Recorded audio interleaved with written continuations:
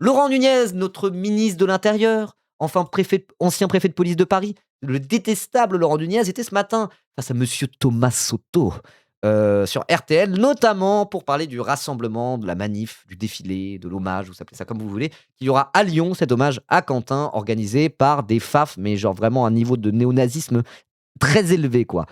Donc en qualité de ministre de l'Intérieur, c'est un peu lui qui a le pouvoir de décider, est-ce qu'on autorise une manif comme ça? Est-ce que le risque de trouble à l'ordre public est suffisant pour décider de tout annuler? Ou est-ce qu'on va juste encadrer ça avec un dispositif policier? Spoiler, il autorise la manif, il autorise le défilé en disant c'est important de défiler pour rendre hommage à Cotin. On va bien voir les nazis qu'il y aura dans l'hommage, hein, mais ça peu importe. Donc à voir comment ça va se passer. En tout cas, on va regarder ça. J'imagine qu'il va parler aussi de toute cette affaire-là. C'est intéressant d'écouter ce que le ministre de l'Intérieur en exercice a à dire à ce moment-là, extrêmement tendu, parce que c'est le ministre de l'Intérieur, c'est le premier flic de France, c'est le mec qui est responsable de la police dans ce pays. C'est pas un random, quoi. Donc c'est parti, on va regarder ça face à Thomas Soto sur RTL, ça dure que 11 minutes 30. Et c'est très bien parce que genre 25 minutes d'interview de Laurent Nunez, je suis pas sûr de pouvoir le tanker, il est horrible ce mec. Bref, allez on y va. Thomas Soto. Wow, le son est fort, non? Pour vous ça va? Non, le son est trop fort dans mes oreilles, ça m'a fait sursauter sa mère. Thomas Soto. Hop là. Thomas Soto, RTL Matin. Et c'est donc le ministre de l'Intérieur, Laurent Nunez, qui est l'invité d'RTL Matin. Bonjour et bienvenue sur RTL, Laurent Nunez. Bonjour. Justice pour Quentin, tué par les Antifas. C'est sous cette bannière-là que devrait se dérouler demain à Lyon une marche en hommage à Quentin de Ranc. Elle inquiète beaucoup le maire de la ville, Grégory Doucet, qui demande tête son de bonhomme interdiction. patate, oui. Il ressemble à un pouce. Et les gens, il ressemble à un pouce. Lui, il ressemble à un pouce. À cette marche, monsieur le ministre de l'Intérieur, allez-vous autoriser ou interdire ce rassemblement ? Alors d'abord, il y a effectivement une manifestation qui a été déclarée, comme vous l'avez rappelé, donc, en hommage à Quentin par un particulier, mais il y a effectivement un certain nombre de structures qui appellent à ce rassemblement. Vous savez, moi je suis les structures en question, l'amicale des nazis de Lyon, l'amicale des nazis de Lille, le groupuscule suprémacisme blanc pour l'extermination des Arabes en France. Voilà, c'est des trucs comme ça. Hein. Bon, j'invente des noms de groupuscules, évidemment.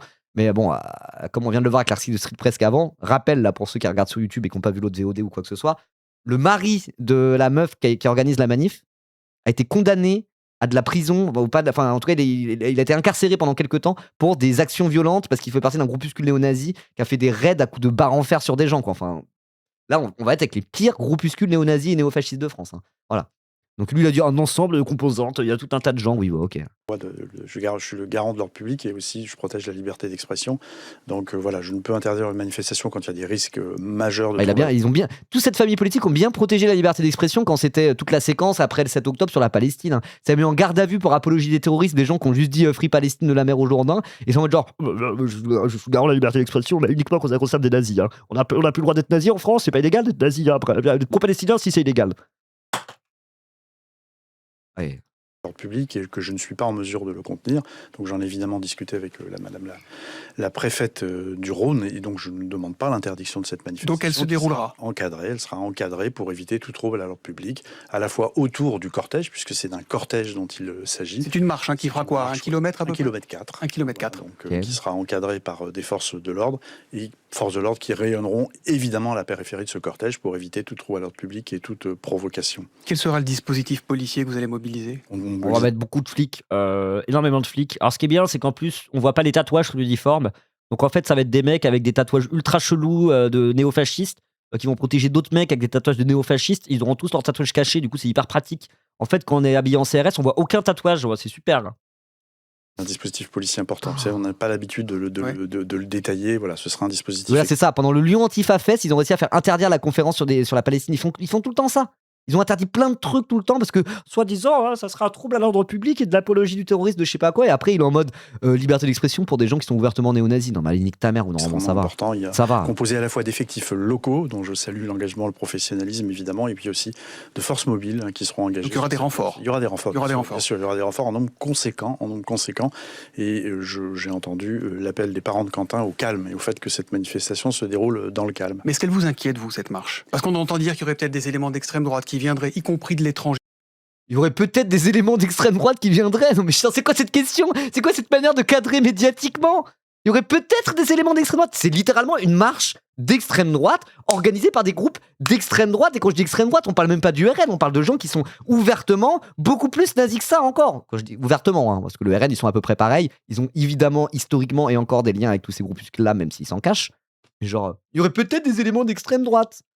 C'est organisé par des groupuscules d'extrême droite. Genre, non mais ouais, c'est foutre de la gueule du monde, quoi. Et c'est là, encore une fois, c'est là qu'on voit l'intérêt des journalistes de street press et de tous ceux qui font ce travail de veille et d'explication sur ce que c'est concrètement l'extrême droite en France, dans la rue et dans nos institutions, bah pour avoir un contre-discours par rapport à ce cadrage médiatique qui est absolument pathétique. Vous imaginez quelqu'un qui lit pas street press, qui n'y connaît rien à l'extrême droite et à l'extrême gauche, qui regarde la politique vite fait, la RTL le matin à la radio, bah il se dit c'est une belle marche blanche de gens qui veulent rendre hommage à ce jeune homme malheureusement décédé. Il se trouve qu'il y aurait peut-être des nazillons qui vont venir alors que c'est pas prévu. Non, c'est organisé par des nazillons. Putain, le cadrage. Waouh.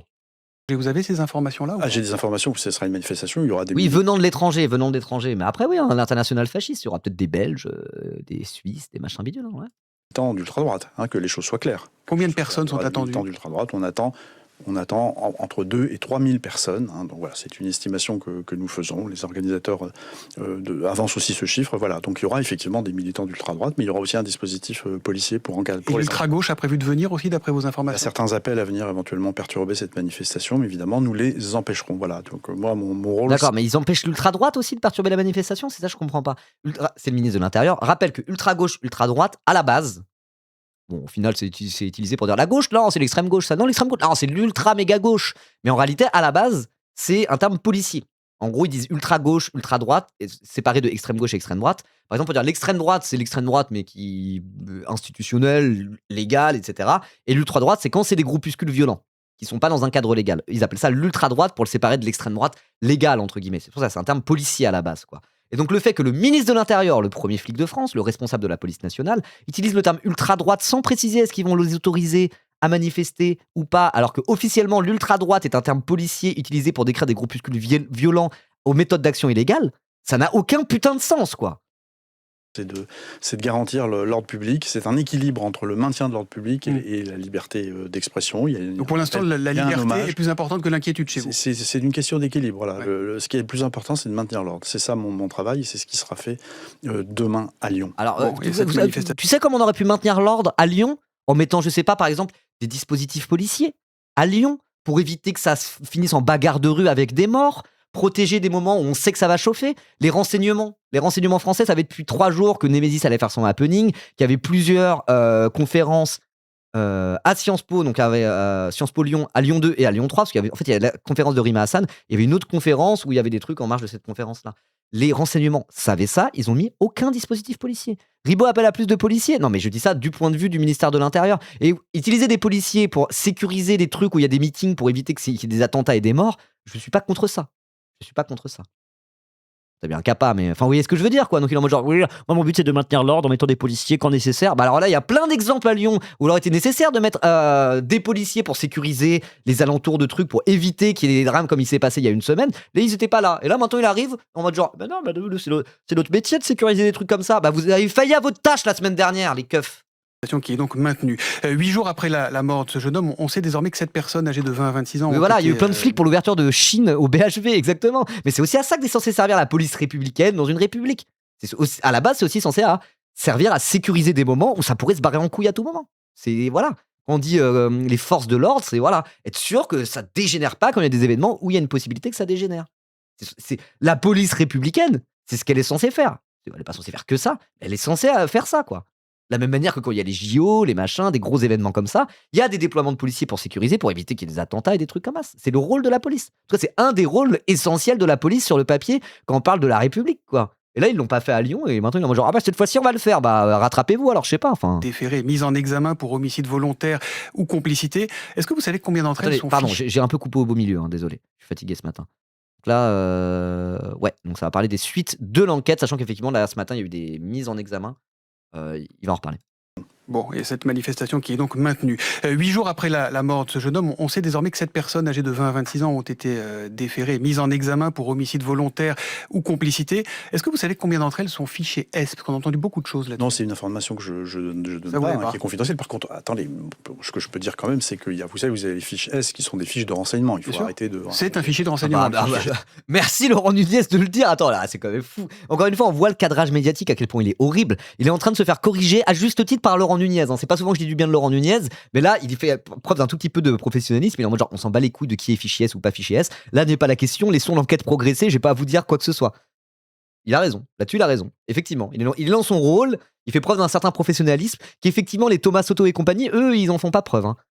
Quand même, se prendre une leçon de sérieux journalistique par Laurent Nunez. C'est grave. Hein. Des renseignements dont les personnes ne savent pas qu'elles sont forcément fichées et qui servent parfois simplement à les tracer leur déplacement. Et c'est bien normal. Après, vous avez des personnes qui sont connues de la documentation, comme on dit dans le jargon policier, comme disent les policiers, notamment des services de renseignement. Ça veut dire que ce sont des individus qui sont suivis pour leur appartenance à des mouvances ultra, qu'il s'agisse de l'ultra-gauche ou qu'il s'agisse de l'ultra-droite, et qui sont suivis parce qu'on considère qu'ils représentent un potentiel de passage à l'action violente. Et la plupart d'entre eux étaient connus, effectivement, au titre de l'ultra-gauche. Bon, il reste pas mal. Ok, d'accord. Mais du coup, vu qu'ils ont des infos sur les groupuscules d'ultra-gauche et d'ultra-droite, comme ils disent, etc., là, la police à Lyon, ceux qui vont devoir encadrer la manif, etc., j'imagine qu'il y a des gens qui sont en mode « Ok, bah là, il y a énormément de groupes fichiers S qu'on surveille parce qu'ils ont le potentiel de passer à l'action violente qui vont être directement dans la manif. Hein. Là, je pense, il doit y avoir des policiers en France, mais les policiers, pas le random flic du quotidien, quoi, mais des gens des renseignements généraux, ce genre de trucs là, ils doivent être en mode genre, ça va être compliqué samedi, hein, je pense. Hein. J'aimerais bien être une petite souris qui se glisse dans le bureau des renseignements généraux des RG là en ce moment même, voir les discussions qu'ils ont, mais ça doit être particulier, hein, parce que c'est des gens. Sur le travail des renseignements de la police, machin bidule, ça, c'est un truc, on en parle à chaque fois. Pareil, et tout ce qui est parquet national antiterroriste, etc.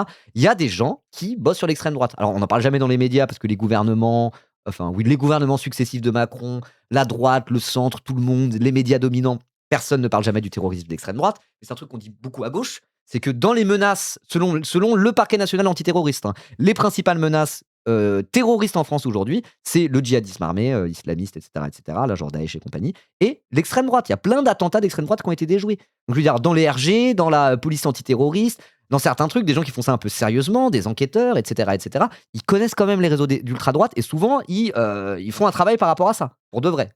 Ça existe, vous voyez. Donc là, les gens qui sont habitués à travailler sur le potentiel terrorisme d'extrême droite, suivre des groupuscules violents d'extrême droite, etc., qui voient la manif arriver où ces mêmes groupuscules vont participer à la marche, ça doit être particulier l'ambiance. Hein. Dans certains bureaux des RG ou du parquet national antiterroriste, ça doit être vraiment particulier l'ambiance. Voilà. De zone d'ombre. Déjà, Quentin Derenque est-il une sorte de victime collatérale, un non-violent avéré, comme le disait l'avocat de ses parents hier matin ici même face à Marc-Olivier Fogiel, ou est-ce qu'il était là pour en découdre lui aussi? Ça fait chier, la manif commence à côté de chez moi, je vais pas pouvoir sortir de chez moi le samedi à cause de nazis. Bah ouais, là en vrai, va falloir faire gaffe demain sur Lyon. Hein. Je pense que je sais pas à quel point ça va se barrer en couille ou non, mais là la situation est extrêmement tendue. Hein. Extrêmement tendue. Donc ouais, si vous êtes à Lyon, faites gaffe. Faites gaffe. Face à Marc-Olivier Fogiel, ou est-ce qu'il était là pour en découdre lui aussi? On est face à un affrontement ou face à un guet-apens? Je me suis déjà exprimé sur la question. C'est pas vraiment le sujet. Moi, je ne crois pas. C'est pas vraiment le sujet de savoir si c'est un guet-apens ou un affrontement qui a dégénéré. Dans tous les cas, ça ne changera pas la qualification en homicide ou non. Il y a eu un mort et qui aurait jamais dû avoir. Mais en vrai, quand même, le contexte est un petit peu différent. Et j'imagine que les enquêteurs, justement, prennent quand même ça en compte. Est-ce que ça part d'une rixe, d'un affrontement où tout le monde était venu s'affronter? Ou est-ce que c'est littéralement un guet-apens à 10v1 d'un mec qui avait rien demandé? C'est pas tout à fait la même chose. Vous voyez, quand je dis ça, j'excuse aucun meurtre. Parce que d'abord, c'est la justice qui dira ce qui s'est passé. Moi, c'est un peu le sujet quand même. À titre personnel, je ne crois pas qu'il s'agisse d'un guet-apens, que les choses soient claires. Je ne crois pas qu'il s'agisse d'un guet-apens. C'est une rixe entre deux groupes. Mais les deux groupes étaient là pour se battre. Et Thomas Soto qui s'est terminé par un homicide volontaire, c'est comme ça que l'a qualifié la justice, par un lynchage qui est absolument abominable. Donc on parle de guet-apens, de rixe. Les guet-apens, ça suppose une préméditation. Voilà, je ne crois pas que ce soit le cas. C'est une rixe, mais ça se termine quand même. On est d'accord que rien ne justifie la mort de ce jeune homme. On est absolument d'accord, c'est sans ambiguïté. Un homme à terre qui a reçu plusieurs coups et qui en est mort. Voilà, c'est ce qu'il faut. C'est vraiment ce fait gravissime. Il y a eu des affrontements. Ouais, en tout cas, c'est marrant parce que même Laurent Nunez contredit totalement la version qui était à la base reprise par tout le monde. Voilà, Paul Sugy, très sérieux journaliste du Figaro, qui a quand même dit, selon une source policière, c'est sûr, il a dit, je cite, l'hypothèse de la rixe est définitivement écartée. Il a dit ça, journaliste du Figaro. Hein. Et ça a été repris tout le temps. Le premier truc dans les médias pendant 2 jours, avant qu'on ait les fameuses images de la rixe révélées par le Canard enchaîné et différents témoignages concordants de riverains et aussi un journaliste du Progrès qu'on en parlait, qu'on dit oui, c'était des affrontements, c'était une rixe entre 2 groupes, on savait pas qui était qui, mais c'était une bagarre, FAF versus Antifa, comme on en voit bien trop souvent dans les rues de Lyon. Vous voyez? Mais je veux dire, avant qu'on ait ces images, le narratif dominant qui a été repris dans les médias et dans nos institutions, c'était celui de ce n'était pas une rixe, c'était un guet-apens, c'était quand même plus ça. Et là, même Laurent Nunez, ministre de l'Intérieur, notre détestable ministre de l'Intérieur, dit mais non, c'était une rixe. Donc, quand même, l'emballement médiatique qu'il y a eu autour, ça a été reprendre des mensonges de Némésis, de Frontières et compagnie jusqu'au cœur de nos institutions et au cœur de l'Assemblée nationale, quoi. Et là, on en est là, nous autres, en tant que gauchistes, à dire laissons la justice et la police faire son travail. Je veux dire, c'est nous qui disons ça. On dit quasiment la même chose que Laurent Nunez par rapport à ça. La gauche. Ça en dit long quand même sur l'état de dégénérescence d'extrême droite dans ce pays, quoi. Vous voyez ce que je veux dire? Je leur dis, j'essaie de moins dire, vous voyez ce que je veux dire, mais. Ton Jean Nunez est basé pour une fois. C'est pas qu'il est basé ou pas basé, mais juste que là, il fait preuve d'un certain professionnalisme en qualité de ministre de l'Intérieur. Parce que là, c'est quand même du serious business, vous voyez. Il y a une enquête policière, il y a la justice, le procureur, machin, des mises en examen. Là, il y a des gens qui sont quand même des professionnels qui enquêtent sur un homicide. Et donc, voilà, il y a un truc où il fait preuve de professionnalisme. Mais genre, là, on se retrouve à dire, ah bah heureusement qu'il y a des flics, des juges et un ministre de l'Intérieur qui font preuve d'un tout petit peu d'un peu de professionnalisme parce que c'était une zumba pas possible médiatiquement, quoi. Ouais, ça devrait être le discours normal, quoi. Et je dis pas ça pour sucer Laurent Nunez, évidemment. Mais voilà, vous voyez où je veux en venir, quoi. On en est là, à nous autres gauchistes, dire laissons la justice et la police faire son enquête parce que là, sinon, ça va se barrer en couille, quoi.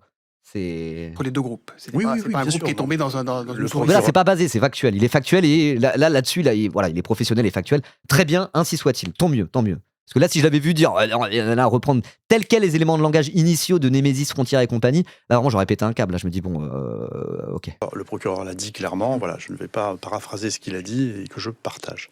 LFI affirme qu'avant le drame... Voilà, il reprend les termes du procureur parce que normalement, genre, tu peux pas vraiment faire autre chose, quoi. Normalement, ça la fout mal sans ça, quoi. Et le procureur, justement, il n'a pas joué le jeu de l'emballement médiatique. Il a dit je ne répondrai pas à ces questions. Je vous donne les informations que je suis censé vous donner par rapport à où en est l'enquête. On laisse l'enquête avancer et tout le monde se calme. C'est un peu l'attitude qu'il a eu le procureur à faire exprès de ne répondre à aucune question et dire non, l'emballement médiatique, ça va tout niquer. Laissons l'enquête progresser. Dans le drame, la police avait été prévenue des risques, mais qu'elle n'a rien fait. Pourquoi aucun dispositif policier n'a été prévu alors que les renseignements territoriaux étaient avertis? C'est interrogé Mathilde Panot, la chef des députés. Bonne question. Alors pourquoi? Ok, bonne question. J'aime pas Thomas Soto, mais là-dessus, je reconnais. Bonne question, effectivement. En vrai, ça me fait pas plaisir, mais quand je vois les premiers jours de toute cette histoire, à quel point c'était l'extrême droite en roue libre qui raconte tout et n'importe quoi et tout le monde qui leur suce la bite en permanence.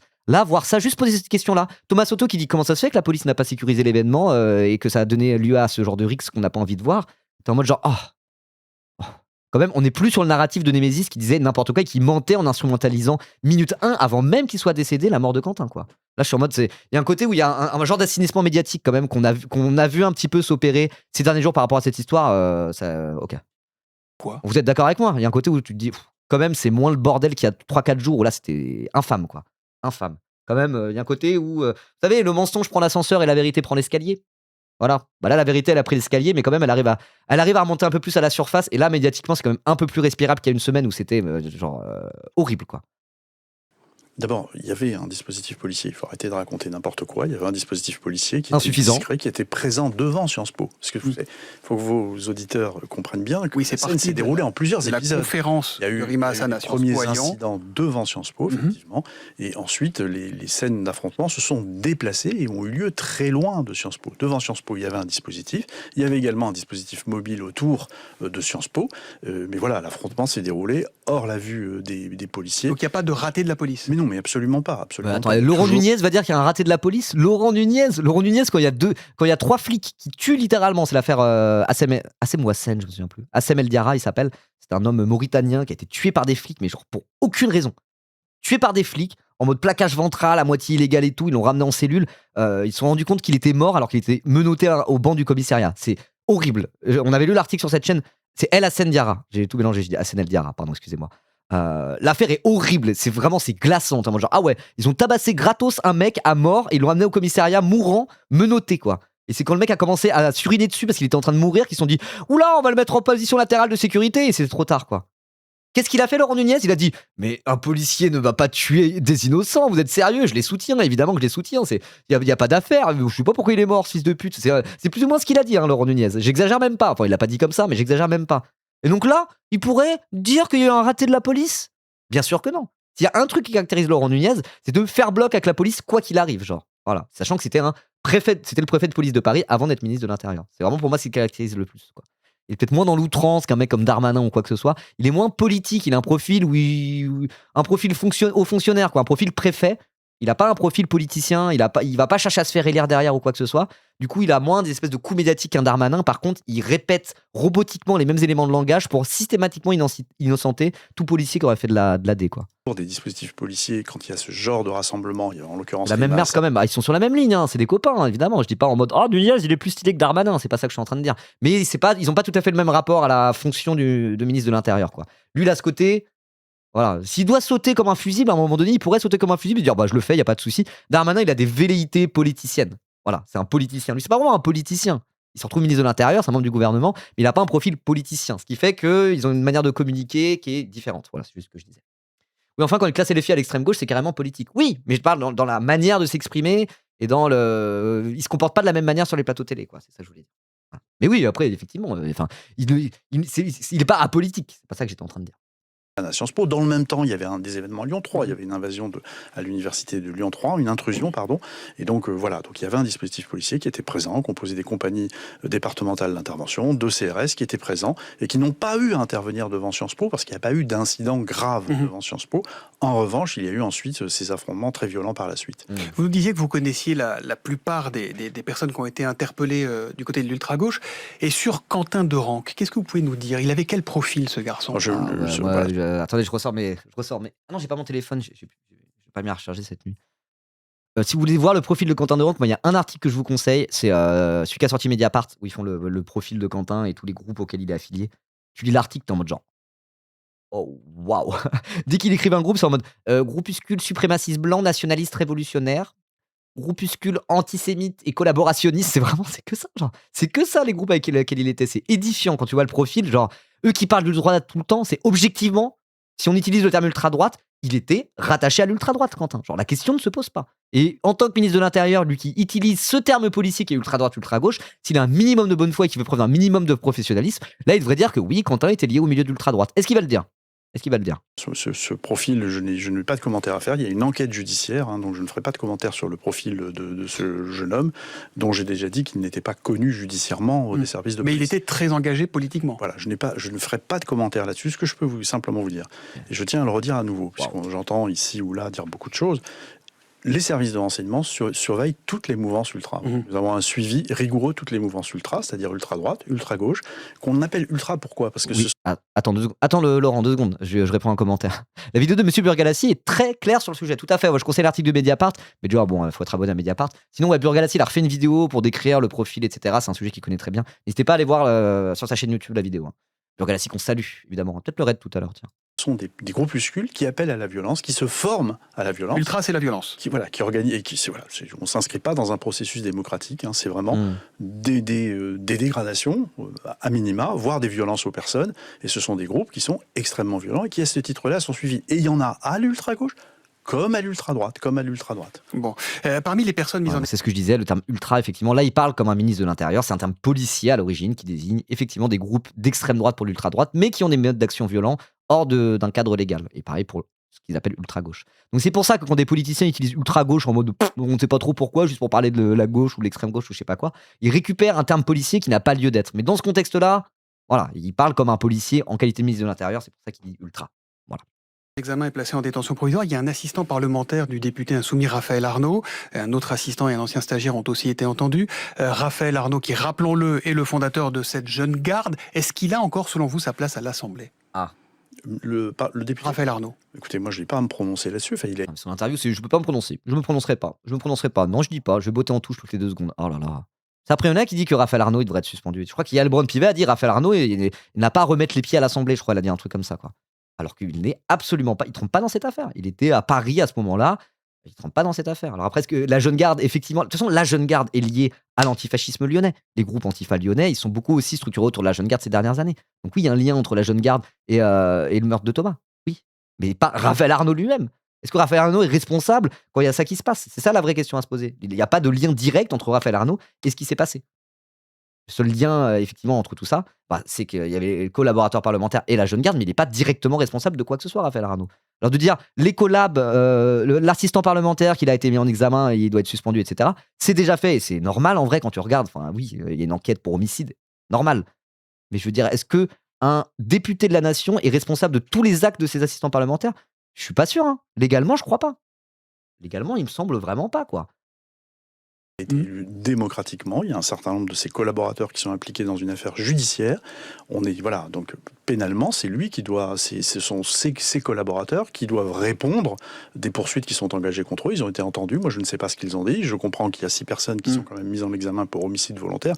Voilà, c'est eux qui doivent en répondre. Après, Monsieur le député Raphaël Arnaud, il y a effectivement une responsabilité politique. Qui a fondé la Jeune Garde. Hein, il y a une responsabilité politique, c'est à lui d'en juger. Manifestement, la porosité entre la Jeune Garde et la France Insoumise est importante. Il y a un soutien permanent de la France Insoumise à la Jeune Garde, dont je rappelle que c'est un mouvement qui appelle à l'action violente contre les fascistes et qui forme d'ailleurs ses militants. Contre les fascistes. Précision intéressante. Non, parce que genre l'ultra-droite sur laquelle les services de police enquêtent, c'est la violence qu'ils font, c'est contre qui? Je me pose la question. Parce que là, le ministre de l'Intérieur, lui-même, a dit, oui, ils ont parfois ils peuvent avoir des méthodes d'action violentes contre les fascistes. Et du coup, si on parle des groupes d'ultra-droite, pour reprendre ces termes, les actions violentes de l'ultra-droite, c'est contre qui? Moi, je me pose la question. C'est uniquement contre les antifascistes. C'est au mouvement qui a été dissous, donc c'est en. Il a dit les termes quand même, un peu. Il a un peu dit les termes. C'est que il reste pro là-dedans. Ouais. Je vous dis. Effectivement, il a dit Raphaël Arnaud, il est pas dans l'affaire. Il est vraiment sur la ligne. On laisse l'enquête, on verra ce qu'on dit la justice, et basta. S'il y a des gens qui sont incriminés pour le meurtre, c'est aux gens incriminés par le meurtre d'être responsables de ça, quoi. Après, il a quand même dit qu'il y a une responsabilité politique, etc., etc. Mais dans l'affaire policière de l'homicide, Raphaël Arnaud n'est pas concerné par cette affaire. Il sera pas mis en examen ou quoi que ce soit. Il n'était pas là. Donc bon. Encore un recours devant le Conseil d'État. Bruno Retailleau, hier, qui est le ministre de l'Intérieur qui a dissous la Jeune Garde, s'est étonné qu'il n'y ait pas eu un article 40, un signalement pour reconstitution de ligue dissoute. Oui, mais non, Bruno Retailleau, il a été ministre de l'Intérieur, comme je le suis actuellement, il connaît parfaitement les procédures. Ouais. Bruno Retailleau sait parfaitement que se passe-t-il dans ce genre de situation? Ça ne m'a pas échappé, ni à mes services, que la Jeune Garde, suite à la dissolution, essayait de se reconstituer ici ou là par petits groupes. On constitue un dossier étayé. Est-ce que fasciste égale ultra, gauche et droite, juste pour comprendre? Alors, ce qu'il dit, son utilisation d'ultra et c'est l'utilisation policière, c'est quand c'est des groupes violents. Donc, lui dirait, oui, il y a des fascistes, c'est l'ultra-droite, et il y a des fascistes, c'est pas l'ultra-droite.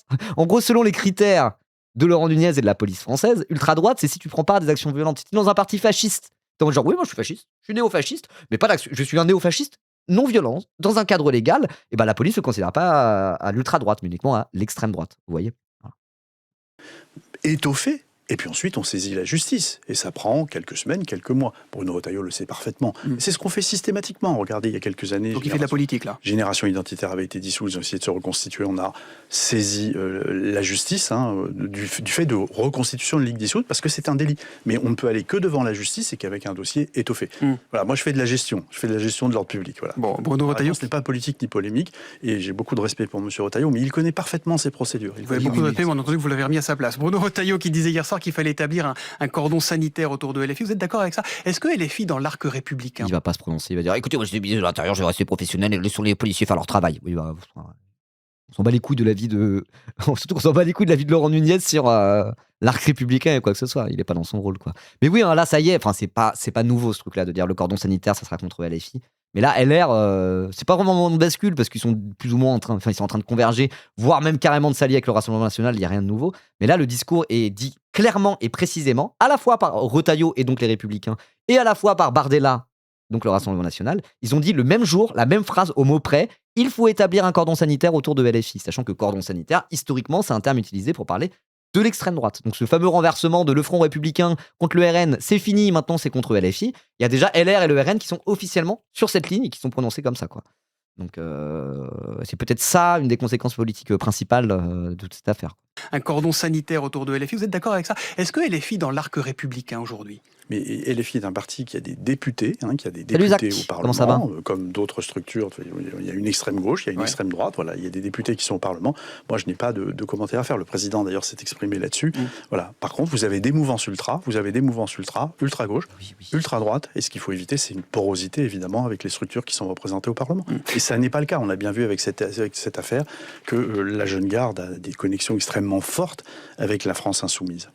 Cette affaire, elle a... Ok, mais les groupuscules néo-nazis d'extrême droite, ils ont pas des liens historiquement extrêmement forts avec le RN? Le RN, ils avancent masqués, ils sont genre, oh, j'arrête d'avoir avec ces gens-là, mais tu regardes, il y a pareil de Street Press et d'autres journaux comme ça, on fait plein d'articles là-dessus, en mode genre, regardez cet assistant parlementaire, il a été formé au GUD, bizarre ça, il faisait des ratonnades il y a 2 ans. C'est pareil à ce moment-là. Et bizarre. Et encore une fois, il ne parle de ça que pour l'ultra-gauche, pas pour l'ultra-droite. beaucoup de conséquences politiques.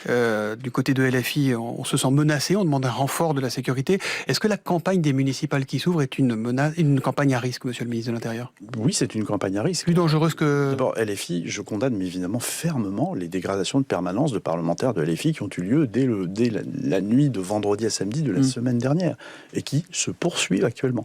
Voilà, il y a des menaces croisées. On nous parle des Némésis qui se sentent menacées parce qu'elles reçoivent des appels. Oui, le climat n'est pas bon. C'est le moins qu'on puisse dire. Le climat n'est pas bon. Oui. C'est bien pour cela que j'ai demandé à tous les préfets de renforcer les dispositifs de sécurisation autour des rassemblements. Et de tous les campagne. meetings, il y aura plus de Bien sûr, présence policière? de tous les meetings. Voilà, moi je suis ministre de l'Intérieur, je dois assurer la vie démocratique dans tout le pays, quel que soit le bord politique en cause. Bon, Laurent Nunez, vous êtes Ok, revenu ok, bon, elle est bizarre un peu cette interview, hein. D'habitude, quand on regarde des gens qu'on n'aime pas, le but c'est de s'énerver contre eux et les insulter un petit peu là. Mais là, comme il est vraiment en mode genre, je suis responsable et professionnel. Bon bah oui, quand tu dis ça, qu'est-ce que tu veux que je commente ça? Oui, bah ok, d'accord, il a raison. Oui, ouais, ok, effectivement quoi. En tout cas, ça fait quand même un peu plaisir entre guillemets de voir que Laurent Nunez, pourtant Laurent Nunez dans le genre diabolisation de l'extrême gauche, de la France insoumise, etc., c'est pas le dernier à le faire, hein, vraiment pas. Mais ça fait quand même, c'est quand même un peu rassurant malgré tout de voir Laurent Nunez dire non, on n'a pas dégradé les permanences LFI, etc. Quoi. Genre, parce que, enfin, franchement, il y a une semaine, j'étais en mode genre ah mais ça y est, ils vont dissoudre la France insoumise en fait. On est cooked, c'est finito quoi. Ils vont rendre l'opposition de gauche illégale quoi. Moi j'étais, on n'en est pas encore tout à fait là. Et pourquoi? Parce que il y a eu des vidéos de la Rix qui a été filmé, il y a eu un travail de rétablir la vérité qui a été fait, et c'est là aussi qu'on voit que le vrai journalisme de gauche solide et sérieux, et que le bon journalisme avec le rapport, enfin, tenter de faire émerger la vérité, faire des enquêtes, etc., c'est essentiel. Parce que là, on est en mode genre, putain, mais il n'y aurait pas eu Street Press, il n'y aurait pas eu Mediapart, il n'y aurait pas eu le Canard enchaîné, il n'y aurait pas eu tous les journaux qui ont fait remonter un peu la vérité à la surface, je sais pas où on en serait actuellement. Il n'y aurait pas des gens qui ont dégainé leur téléphone pour filmer. Je ne serais pas où on en serait actuellement en termes d'attaque sur la gauche, sur LFI et la gauche de manière générale. Quoi. Le niveau d'instrumentalisation a été tellement élevé ces derniers jours. Si on n'avait pas eu ces images et ces articles qui étaient sortis, mais je ne sais pas ce qui serait passé. Hein. En Algérie, cette semaine, vous avez rencontré le président algérien Abdelmajid Tebboune. Est-ce qu'on peut dire que la brouille entre les deux pays est derrière nous? J'ai rencontré mon homologue à son invitation, le ministre changement de sujet. de l'Intérieur. Et puis J'ai rien suivi là sur l'Algérie. 1, 2, 3, vive à l'Algérie, c'est ça la ligne ici? C'est ça la ligne ici. Hein. Ouais, moi j'ai eu un seul commentaire là-dessus, c'est de dire 1, 2, 3, vive à l'Algérie. N'hésitez pas là, tous les DZ du chat, c'est votre moment. Algérien, et puis le président de la République, président algérien m'a reçu. Donc voilà, donc on a évoqué essentiellement des sujets sécuritaires. Les OQTF aussi, vous avez évoqué? On a évoqué les sujets sécuritaires. C'est quoi du coup la vérité? J'ai pas suivi. Ah bah je t'invite à aller sur la page YouTube de l'Humanité. On a fait tout un live mercredi avec Anthony, mon binôme à l'Humanité, pour justement reparler un petit peu du traitement médiatique de l'affaire et de ce qui s'était réellement passé quoi. Mais ce qui s'est passé, c'est qu'il y a eu une rixe, un affrontement entre FAF et Antifa à Lyon, comme il y en a absolument tout le temps. Et du coup, après, il y a eu cet incident, enfin pas cet incident, ce meurtre malheureux, parce qu'ils sont acharnés, ils ont passé à tabac Quentin qui était à terre, qui était totalement hors d'état de nuire, mais ils l'ont quand même shooté dans la tête. Le gars est mort, ce qui est tout à fait regrettable. Mais en tout cas, ça partait d'une rixe extrêmement habituelle en réalité entre bande de FAF et Antifa. Ils étaient tous cagoulés, ils étaient tous venus pour la bagarre. Donc le narratif initial de dire il a été victime d'un lynchage sorti de nulle part, ils sont venus à 10 V1 pour le tuer, c'est pas ça. Ce qui veut pas dire qu'on excuse le meurtre pour autant, évidemment. Voilà. Ils vont les reprendre, les l'antiterrorisme, la coopération En gros, c'est ça qui s'est passé, quoi. la coopération. On pourrait presque dire c'est une bagarre de rue qui a dégénéré en réalité, genre. Et ça aurait pas dû. C'est regrettable. Mais je veux dire, le truc de base, c'était une bagarre de rue entre des personnes qui étaient venues pour se bagarrer. Voilà. Et quand je dis ça, je ne dis pas ça pour justifier le meurtre. Voilà. Une bagarre de rue, t'es pas censé faire des morts. Et c'est pour ça, en réalité, les gens qui sont vraiment forts à la bagarre, les gens qui ont fait des sports de combat à haut niveau, etc., qui sont capables de sécher un gars dans la rue et tout, c'est les premiers à dire vous bagarrez pas dans la rue. Si vous savez vous battre et qu'on vous emmerde, vous bagarrez pas dans la rue. Parce que vous pouvez tuer quelqu'un sans le vouloir, quoi. Juste, tu mets une patate un peu trop fort au mauvais endroit, le mec qui tombe la tête sur le trottoir, tu peux tuer un gars comme ça. Donc la bagarre de rue, les gens qui savent vraiment se battre, qui font des arts martiaux, qui savent se bagarrer, c'est les premiers à dire, en cas de bagarre de rue, barrez-vous, fuyez. Que vous gagnez ou vous perdiez, peu importe, mais il peut y avoir un mort en un claquement de doigts. C'est pour ça que c'est de la merde, la bagarre de rue. Ceux qui font des sports de combat, ils sont en mode la bagarre de rue, ne faites pas ça. Tu peux crever, mais genre bêtement, quoi. Vraiment. Donc moi, je suis contre la bagarre de rue pour cette raison. Et c'est un peu ce qui s'est passé. C'est un peu ce qui s'est passé parce qu'il y a eu un acharnement aussi on ne sait pas exactement qui c'est qui l'a fait, mais genre quand on voit les images, effectivement, quel est l'intérêt, même dans le cadre d'une bagarre de rue, d'aller foutre un grand kick dans la tête à un mec au sol qui bouge plus, quoi. Et ça, non, ça, c'est pas de l'autodéfense populaire. Policière. Donc il y a eu des réunions techniques à très haut niveau avec des directeurs. Chaque ministre était représenté. Et donc par les OQTF, ils vont les reprendre, les OQTF également, oui, bien sûr.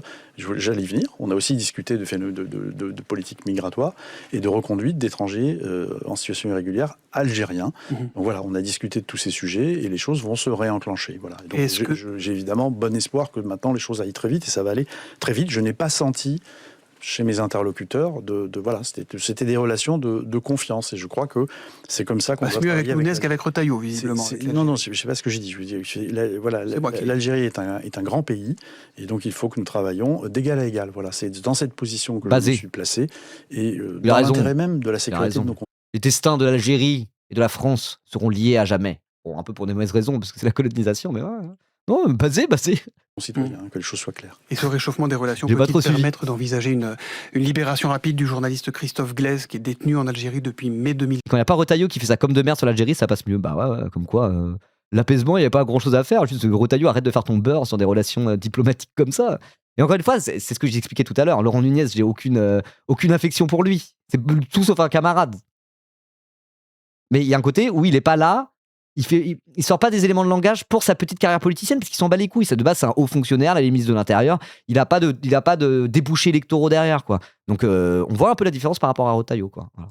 Christophe Glaise, qui est détenu en Algérie depuis mai 2024. Voilà, vous comprendrez que ce sujet a été évoqué avec la partie algérienne, évidemment, nous en avons parlé, et je ne souhaite pas m'étendre sur ce sujet, à la demande même d'ailleurs de la famille, à la demande même de la famille qui souhaite la plus grande discrétion. En tout cas, vous en avez parlé avec les autorités algériennes. Oui, j'ai pu l'évoquer avec le président Tebboune. Oui, il est juste là pour défendre les keufs, effectivement, mais Retailleau, il était là pour défendre les keufs corps et âme, et en plus de faire tous ces petits coups d'outrance et de communication politicienne, en plus de ça, uniquement dans un but, dans son intérêt personnel politicien, quoi. Voilà. Et par rapport à l'Algérie, c'est clairement ce qui s'est passé. C'est Retailleau qui a foutu la merde juste pour dire il y a un problème avec les Algériens, nique l'Algérie, votez pour moi, je suis le plus raciste. Et c'est ça qui s'est passé, et ça a déclenché une crise diplomatique, quoi.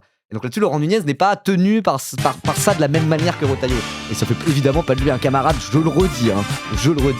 Merci Paul Aveline pour le raid, merci beaucoup, je ne sais pas qui tu es, Paul Aveline, mais n'hésite pas à écrire dans le chat, comme ça je te lâcherai un petit follow.